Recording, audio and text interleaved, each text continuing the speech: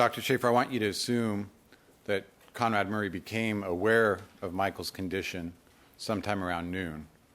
Yes. And that he then made a phone call at 12:12 and left a voicemail message for an individual, Michael Amir Williams, and then had 911 called at 12:20. So let's assume that 20-minute delay in calling 911, and also assume that in the middle of that at 12:12, Conrad Murray actually called someone else, left a message, and made no indication that 911 was required. How would you assess those specific facts as it related to the care or lack thereof provided by Conrad Murray? That is so egregious that I actually find it difficult to even comprehend. That you could have a patient who has arrested, and you call and you leave a voice message for someone?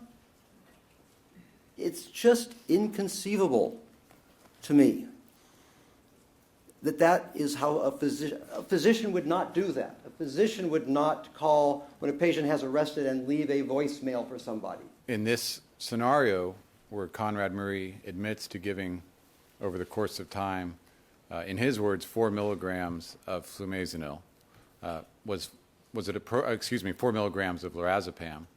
Was it appropriate then to give him flumezanil, and did you draw any conclusions from that? There was nothing wrong with giving flumezanil. It might have been useful, but 4 milligrams of lorazepam given hours before would probably not require reversal. So I thought it curious, given the description of only giving 2 doses of lorazepam, each quite small, that he would choose at this critical moment in Michael Jackson's life to give a drug to reverse lorazepam. It doesn't fit.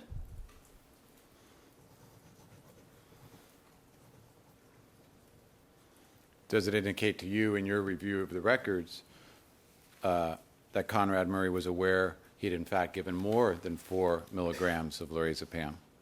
That was my interpretation, that he knew he had given a lot of lorazepam, which is why he very quickly reached for the antidote to lorazepam.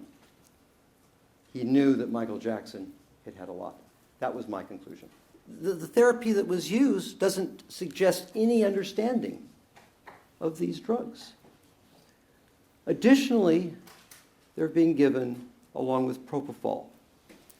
Now that's common. We commonly combine a drug like midazolam with propofol in anesthesia. But we do it in ways that we understand. We don't willy-nilly, let's give a little more lorazepam, let's give a little more midazolam, let's try some oral Valium, let's do this. The polypharmacy in this case suggests that it was done without any real understanding of the drugs that were being used, how they worked, and how they interacted. In this setting,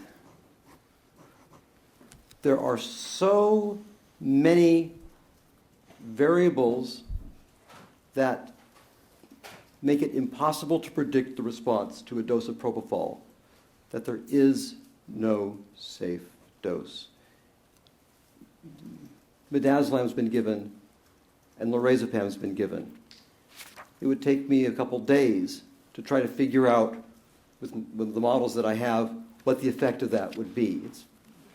It's not clear. I could calculate it, but it would take time. Then you have a patient who may be withdrawing from benzodiazepines, from Valium-like drugs. After all, this patient's been getting them every night for 80 days and may have withdrawal from them, or may have tolerance to them. We don't know. Could the patient have tolerance to propofol? It's not well documented because nobody does this. But we do know that to all the other drugs that act at that location, it's called the GABA receptor, all the other drugs that act there are associated with dependence and symptoms of withdrawal. So maybe the patient is dependent on it. Maybe the patient may have withdrawal from it. We are in pharmacological never-never land here, something that's only been done to Michael Jackson and to no one else in history, to the best of my knowledge. So any dose of propofol is a potentially dangerous dose. When Dr. Murray agreed to treat insomnia with propofol, he put Dr. Murray first, not Michael Jackson. When he showed up every night with bottles of propofol and bags of saline, he was not putting Michael Jackson first. He was putting Dr. Murray first. And in the emergency room at UCLA Medical Center, when he misrepresented the type of arrest that it had been and withheld information about the drugs that had been given, he was not putting the patient first. He was putting Conrad Murray first.